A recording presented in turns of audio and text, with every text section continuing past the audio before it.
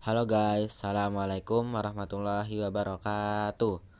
Oke, perkenalkan, kami dari kelompok 5 Peradaban Islam, kelas A, Program Studi Manajemen Dakwah, Fakultas Dakwah dan Komunikasi, UIN Sunan Kalijaga, Yogyakarta. Nah, di sini kelompok 5 beranggotakan 4 orang yang terdiri dari Algiani Rafata Dinillah dengan nomor induk mahasiswa 20102040012, dan yang kedua ada Muhammad Nuril Iza dengan nomor induk mahasiswa 20102040019. Yang ketiga ada Fitri Dwi Ristawati dengan nomor induk mahasiswa 20102040021, dan yang terakhir ada Aisyah Fira Rahmania dengan nomor induk mahasiswa 20120240031. Nah, di sini kelompok 5 bakal mempresentasikan tentang peradaban Islam di Andalusia atau Spanyol. Oke, cekidot. Nah, biar lebih mudah, kita bakal membagi presentasi kali ini ke dalam 9 subbab. Yang pertama ada pendahuluan. Yang kedua ada masuknya Islam ke Andalusia. Yang ketiga ada berkembangan Islam di Andalusia. Yang keempat ada pusat-pusat peradaban Islam di Andalusia.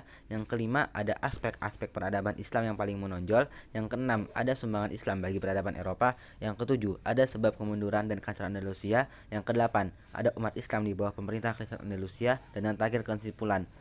Daripada kelamaan basa-basi, mending langsung aja yuk, cekidot. Bagian pertama, pendahuluan. Di sini siapa sih yang nggak tahu sama Andalusia? Itu loh Andalusia, wilayah otonomi paling padat penduduknya dan merupakan kedua terbesar dari 17 wilayah yang berbentuk Spanyol. Andalusia sendiri terletak di semenanjung Iberia bagian selatan. Nah, Islam di Andalusia berkembang dengan sedemikian rupa sehingga kebudayaan di Andalusia bisa dikatakan setingkat dengan dunia Islam di wilayah Timur Tengah. Nah, pusat peradaban Islam di Spanyol itu aslinya di kota Cordova yang merupakan tempat kedudukan khalifah, kota megah yang lebih mengagumkan dibandingkan Baghdad. Islam di daerah Andalusia ini membatasi daerah Nasrani di pegunungan sebelah utara di Andalusia. Nah, masa kehancuran Islam di Indonesia ini terjadi ketika tenaga bangsa Arab mulai lemah, sehingga orang Nasrani yang berada di pegunungan sebelah utara mendesak orang lain ke arah selatan, dan terjadilah pertempuran yang bernama Las Navas de Tolosa. Nah, terus bagaimana sih masuknya Islam ke Andalusia? Islam itu pertama kali masuk ke Spanyol pada tahun 711 Masehi melalui jalur Afrika Utara. Spanyol dulu sebelum kedatangan Islam dikenal dengan nama Iberia atau Asbania, kemudian disebut dengan Andalusia ketika negeri subur itu dikuasai bangsa Vandal. Nah, selanjutnya pada permulaan abad ke-6 datanglah bangsa Gothia Barat merebut negeri itu dan mengusir bangsa Vandalusia yaitu bangsa berbumi ke Afrika.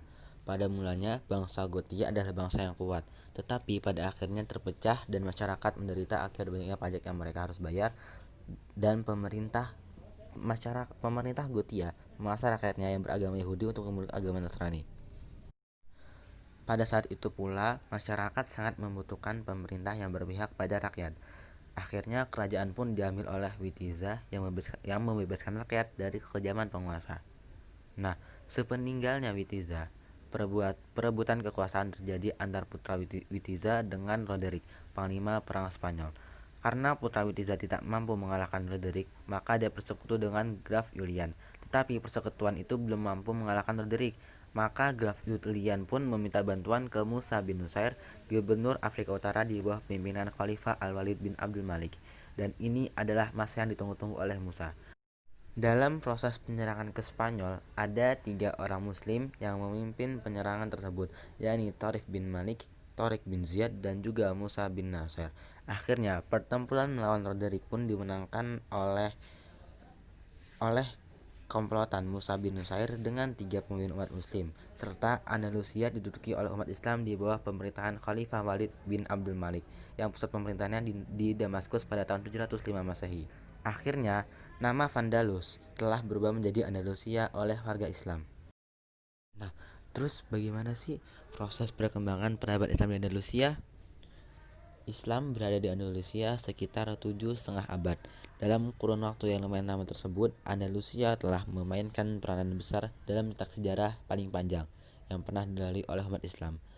Ahli sejarah membagi zaman namanya itu dalam 6 periode, yakni periode pertama pada tahun 711 sampai 755 Masehi, yang kedua periode kedua yaitu pada tahun 755 sampai 912 Masehi. Yang selanjutnya periode ketiga pada tahun 912 Masehi sampai dengan 1013 Masehi. Yang keempat, periode keempat pada tahun 1031 Masehi sampai dengan 1086 Masehi. Selanjutnya ada periode kelima pada tahun 1086 sampai 1248 Masehi, dan yang terakhir itu pada tahun 1248 Masehi sampai dengan 1492 Masehi. Pada periode pertama, Andalusia di bawah pemerintahan para wali yang diangkat oleh Khalifah Bani Umayyah. Pada saat itu, Khalifah Bani Umayyah berpusat di kota Damaskus. Stabilitas politik pada waktu itu belum tercapai secara sempurna karena masih terjadi gangguan, baik faktor internal maupun eksternal. Nah, pada periode ini, Islam memasuki kegiatan pembangunan di bidang peradaban dan kebudayaan. Periode ini berakhir dengan datangnya Abdurrahman al-Dakhil ke Spanyol pada tahun 1308 Hijriah atau 755 Masehi. Selanjutnya di periode kedua. Pada periode kedua ini, Andalusia berada di bawah pemerintahan seseorang yang bergelar Amir atau Panglima atau juga bisa disebut gubernur yang bernama Abdurrahman. Beliau datang dari wilayah timur pada tahun 755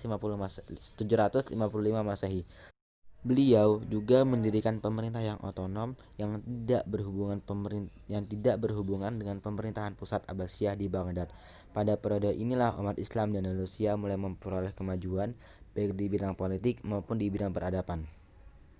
Periode ketiga ini berkembang di bawah pemerintahan Abdul Rahman III yang bergelar An-Nasir, dan berlangsung hingga munculnya kelompok raja-raja yang dikenal dengan Muluk al-Tawaif. Pemerintah pada periode ini menggunakan gelar khalifah karena menurut Abdurrahman ini merupakan saat yang tepat setelah hilang dari kekuasaan Bani Umayyah selama kurang lebih 150 tahun. Nah, terus bagaimana sih proses perkembangan peradaban Islam di Andalusia? Islam berada di Andalusia sekitar 7,5 abad. Dalam kurun waktu yang lumayan lama tersebut, Andalusia telah memainkan peranan besar dalam cetak sejarah paling panjang yang pernah dilalui oleh umat Islam. Ahli sejarah membagi zaman namanya itu dalam 6 periode, yakni periode pertama pada tahun 711 sampai 755 Masehi, yang kedua periode kedua yaitu pada tahun 755 sampai 912 Masehi, yang selanjutnya periode ketiga pada tahun 912 Masehi sampai dengan 1013 Masehi, yang keempat periode keempat pada tahun 1031 Masehi sampai dengan 1086 Masehi.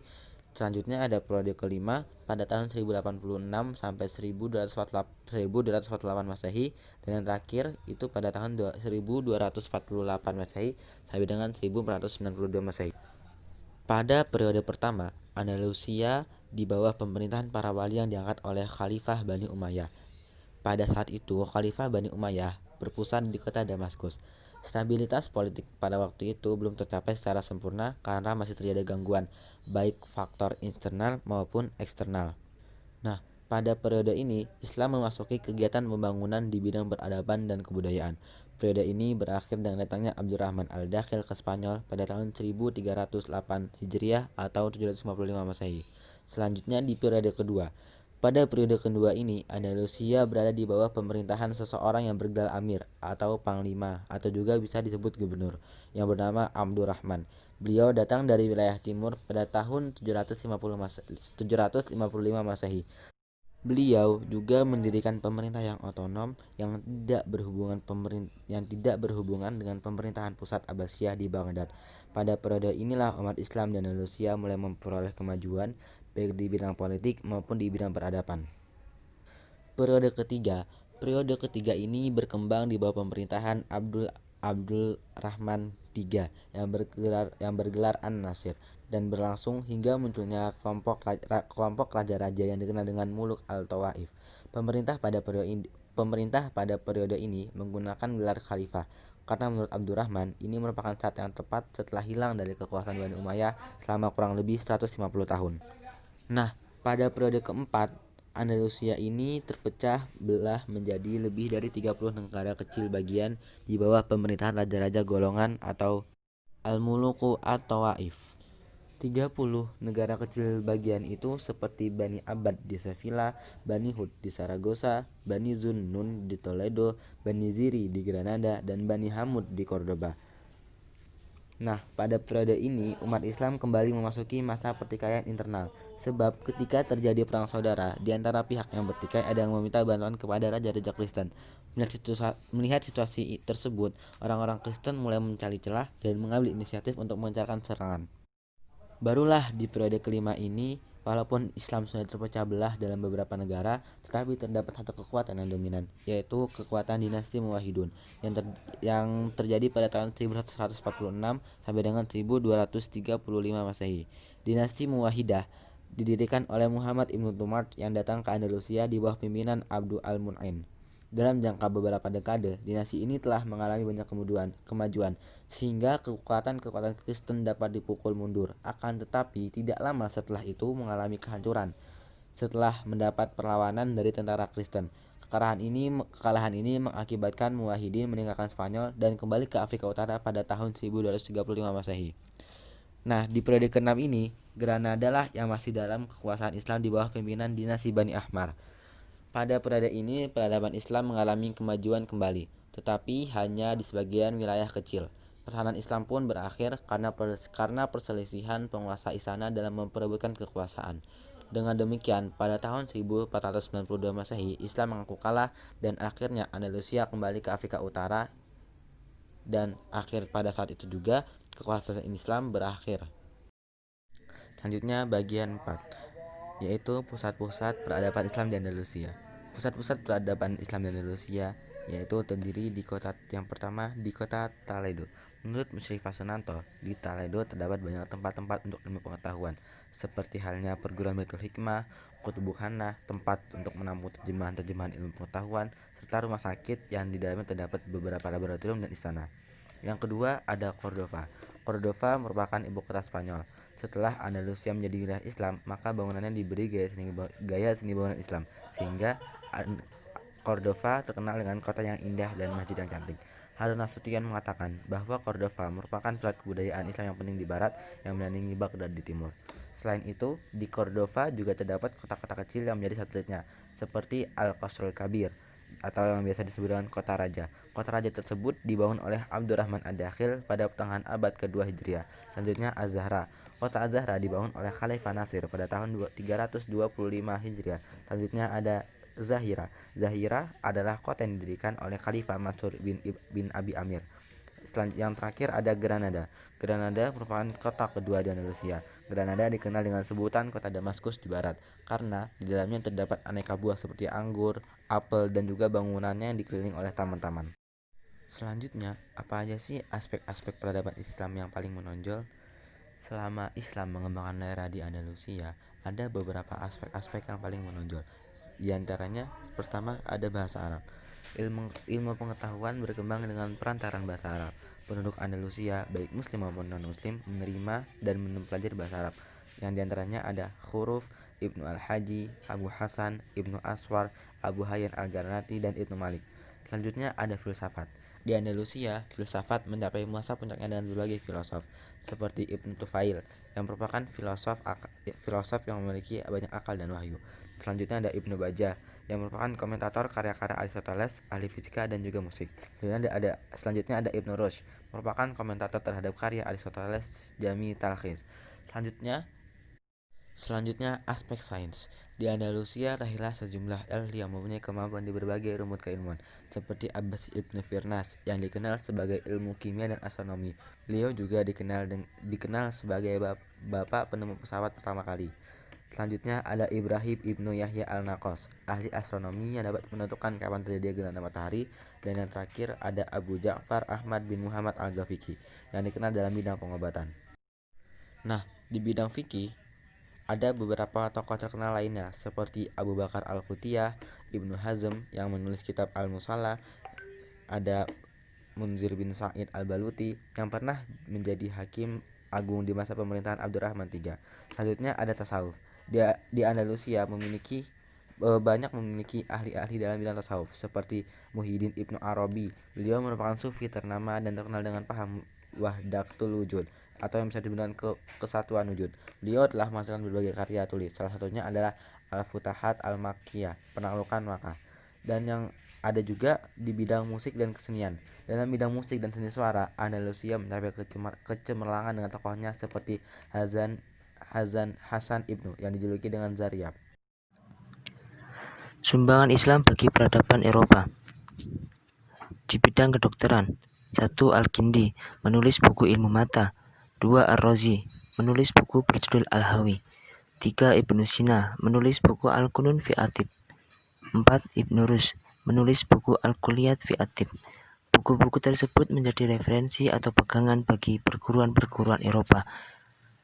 Di bidang geografi, 1. Al-Idrisi, 2. Ibnu Abdul Aziz Al-Bahri dengan karyanya Al-Masalih wa Al-Mamalik.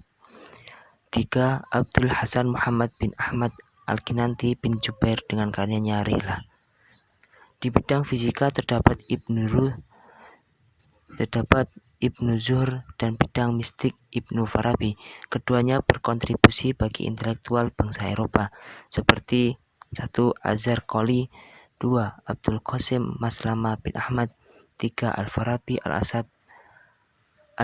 Al-Sasib Al-Majridi yang merupakan ilmuwan terkemuka Muslim Andalusia angkatan pertama. 4. Jabir bin Aflah Abu Muhammad menulis kitab Al-Hay'ah yang membuat angka-angka trigonometri. Di bidang filsafat, 1. Ibnu Rushd dikenal sebagai komentator pemikiran Aristoteles. 2. Al-Kindi, filosof yang menggabungkan dalil Plato dan Aristoteles dengan cara neoplatonis. 3. Ibnu Khaldun dengan karya Muqaddimahnya memberi sumbangan terhadap sarjana-sarjana barat di bidang ilmu sejarah dan sosiologi. Sebab-sebab kemunduran dan kehancuran Andalusia. Kemunduran umat Islam Andalusia dimulai ketika Bani Umayyah di Cordova jatuh pada tahun 1030 Masehi. Kemunduran dan kehancuran Andalusia dapat dilihat dari dua hal. 1. Konflik antar umat Islam sendiri. Perpecahan yang ada pada umat Islam disebabkan oleh adanya sengketa antar saudara yang masing-masing ingin jadi raja dari suatu negara merdeka. Hasilnya tidak kurang dari 20 negara kecil-kecil yang timbul di kota provinsi hanya bertahan seumur jagung. Melihat perpecahan tersebut mengundang hasrat kaum Kristen di sebelah utara untuk menyerang dan berusaha untuk merebut kembali daerah-daerah mereka. Perebutan itu dimulai ketika Bani Umayyah Andalusia runtuh, sehingga terus-menerus umat Islam terdesak ke selatan yang hanya menyisakan Granada. Di sisi lain, penduduk pribumi masih memberi istilah aibat atau muawalatun kepada mu'alaf, yang ungkapan itu dinilai merendahkan. Akibatnya, tidak hanya ideologi yang dapat memberi makna persatuan, sehingga mereka saling berperang dan diadu domba oleh pihak ketiga. 2. Adanya persatuan dari umat Kristen. Ketika umat Islam sedang dalam keadaan konflik, maka umat Kristen justru bersatu. Pada tahun 1969, Kerajaan Ferdinand dari Aragon dan Kerajaan Isabella dari Castilla bersatu menyerang kekuatan Islam di bawah dinasti Ahmad di Granada yang terkenal dengan Alhambra. Akhirnya pada tanggal 2 Januari 1492, 12 Rabiul Awal 879 Hijriah, ibu kota Granada dikepung dan ditaklukkan oleh penguasa Kristen. Nasib umat Islam di bawah pemerintahan Kristen di Andalusia. Pembatalan klausul-klausul pada perjanjian Granada pada tahun 899 Hijriah atau 1494 Masehi. Seluruh pemimpin Andalusia mulai membatalkan 66 klausul yang telah disepakati sebelumnya. Di antaranya, 1. Seluruh masjid tetap dipertahankan dan tidak rusak. 2. Tidak memasuki rumah orang muslim tanpa izin. 3. Seluruh kaum muslimin mendapat jaminan keamanan. 4. Setiap muslim tetap tinggal di tanahnya.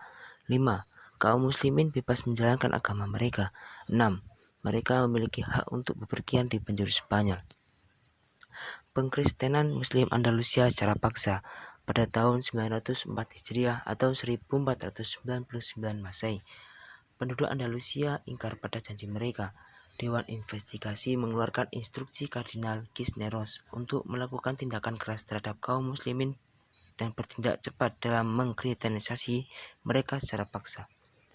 Masjid Granada diubah menjadi katedral, mushaf, kitab tafsir, dan fikih Islam dibakar. Kaum muslimin di berbagai tempat pun diusir dan dipaksa untuk murtad. Pemberontakan Muslim Andalusia terhadap pemerintahan Spanyol pada tahun 907 Hijriah atau 1502 Masehi. Kaum muslimin Andalusia melakukan pemberontakan untuk melakukan kesewenangan pemerintah Ratu Isabella yang telah mengkhianati klausul-klausul perjanjian. Mereka memberontak di pegunungan Al-Bushrah dan Gunung Merah. Mereka mengepung tentara Spanyol dan menghujani mereka dengan batu dari atas gunung, sehingga ratusan tentara terbunuh termasuk komandan Spanyol seperti Francisco Armes dan Alfonso Aguirre. Pembentukan Dewan Investigasi oleh Carlos pada tahun 933 Hijriah atau 1526 Masehi. Dewan Investigasi pertama dibentuk di Granada atas perintah Carlos, Raja Spanyol, dengan tujuan untuk menyelidiki orang-orang Islam yang berpura-pura masuk Kristen. Semua dipaksa untuk tidak menggunakan bahasa Arab, tidak boleh mengerjakan sholat, puasa, berdoa, dan mengubur jenazah. Mereka pun dipaksa untuk minum khamr, memakan daging babi dan bangkai. Laki-laki tidak boleh dikhitan dan orang mati harus dikuburkan menurut upacara agama Katolik. Pembakaran terhadap Muslim pada 936 Hijriah atau 1529 Masehi. Penindasan terhadap kaum muslimin terus meningkat. Dewan yang sadis menghukum sekelompok kaum muslimin dengan cara dibakar hidup-hidup di atas bara api yang menyala di salah satu sudut kota Granada. Peristiwa tersebut dilakukan hanya untuk meneror kaum muslim di penjuru Spanyol. Pelarangan syiar Islam di Spanyol oleh Raja Philip II pada tahun 975 Hijriah atau 1567 Masehi. Raja Philip II menuruti saran penasehatnya untuk mengkristenkan kaum muslimin dan melarang syariat Islam. Ia mengeluarkan peraturan bahwa seluruh rumah kaum muslimin di Spanyol harus terbuka tanpa pintu agar segala pekerjaan mereka yang berpura-pura masuk Kristen di dalamnya dapat terlihat. Penyembelihan terhadap kaum muslimin. Raja Philip II memerintahkan tentaranya untuk menyembelih perempuan dan anak-anak muslim, sehingga lapangan-lapangan terbuka di Granada berubah menjadi lapangan pembantaian oleh komandan tentara Spanyol Richwins di hadapan kaum muslimin yang lain. Adapun yang masih hidup akan diperbudak. Pemberangkatan muslimin dari Aragon, Valencia, dan wilayah sekitarnya pada tahun 1019 Hijriah atau 1610 Masehi. 13.000 umat Islam diberangkatkan dari Valencia ke Afrika Utara. Peraturan tersebut dilaksanakan secara paksa, di mana umat Islam dilarang membawa harta dan bekal milik mereka, berangkat menggunakan kapal menuju pantai Afrika tanpa membawa pakaian, makanan, ataupun minuman. Yang dilaksanakan 6 tahun berturut-turut. Pemberangkatan tersebut dilakukan karena pemerintah Spanyol merasa cemas akan bertambahnya umat Islam di wilayah Valencia, timur Spanyol, dan kerjasama mereka baik secara sembunyi maupun secara terang-terangan akan mengganggu pemerintahan Spanyol. Pemberontakan Muslimin kedua pada tahun 1069 Hijriah atau 1658 Masehi. Pemberontakan ini dipicu oleh berbagai kebijakan sebagai berikut. Tahun 1311, Raja James II melarang pengumandangan panggilan sholat adzan. Tahun 1357, pengumandangan adzan secara tidak keras diperbolehkan dengan syarat pembayaran tertentu. Tahun 1479, program pemaksaan agama diresmikan yang menandai berakhirnya sejarah warga muslim di Andalusia. Tahun 1501, perundangan-undangan di Andalusia memaksa pihak muslim memilih antara berpindah agama atau dikeluarkan dari Spanyol. Tahun 1556, pakaian Arab dan muslim dilarang beredar di Granada. Tahun 1566, Raja Philip II mengeluarkan keputusan bahasa Arab tidak boleh digunakan lagi. Tahun 1609, Philip III mengusir umat muslim dari Spanyol. Kesimpulan, asal-usul masuknya Islam di Spanyol tidak lepas dari keberhasilan Tariq Ibnu Ziyad mengalahkan Raja Roderick, sehingga kemenangan ini menjadi modal utama bagi Tariq Ibnu Ziyad dan pasukannya untuk menaklukkan kota-kota penting yang ada di Spanyol. 2.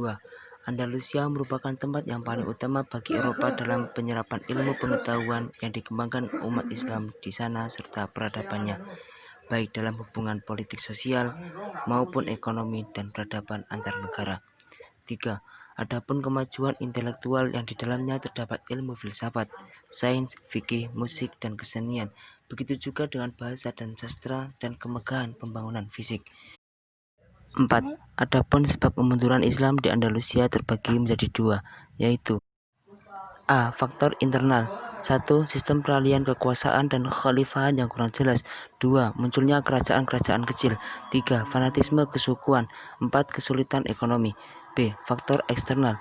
1. Karena wilayah Spanyol terpencil. 2. Konflik antara Islam dengan Kristen.